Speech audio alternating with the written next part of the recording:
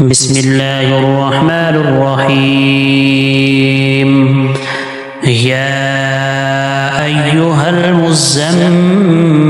قم الليل إلا قليلا نصفه أو انقص منه قليلا أو زد عليه ورتل القرآن ترتيلا إنا سنلقي عليك قولا ثقيلا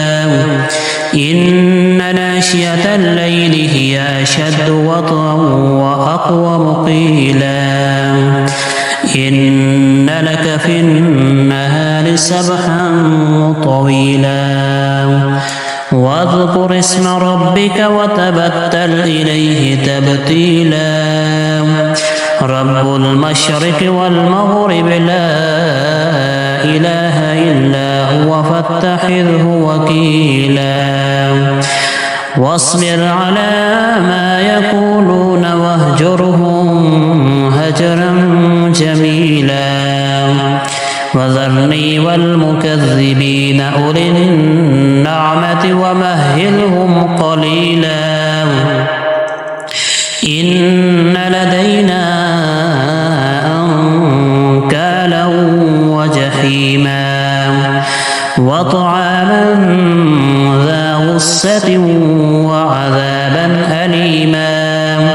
يوم ترجف الأرض والجبال وكانت الجبال كثيبا مهيلا إنا أرسلنا إليكم رسولا شاهدا عليكم كما أرسلنا إلى فرعون رسولا فعصى فرعون الرسول فأخذناه أخذا وبيلا فكيف تتقون إن كفرتم يوما يجعل البلدان شيبا السماء منفطر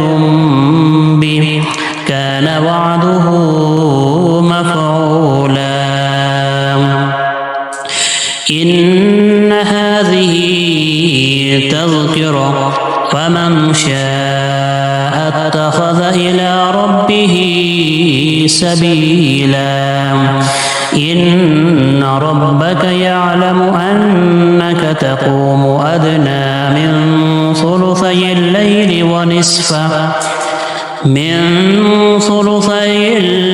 ونصفه وثلثه وطائفة من الذين معك والله يقدر الليل والنهار علم أن لن تحصوه فتاب عليكم فاقرؤوا ما تيسر من القرآن علم أن سيكون منكم مرضى وآخرون يضربون في الأرض يبتغون من فضل الله وآخرون يقاتلون في سبيل الله فاقرؤوا ما تيسر منه وأقيموا الصلاة وآتوا الزكاة وأقرضوا الله قرضا حسنا وما تقدموا لأنفسكم من خير تجدوه عند الله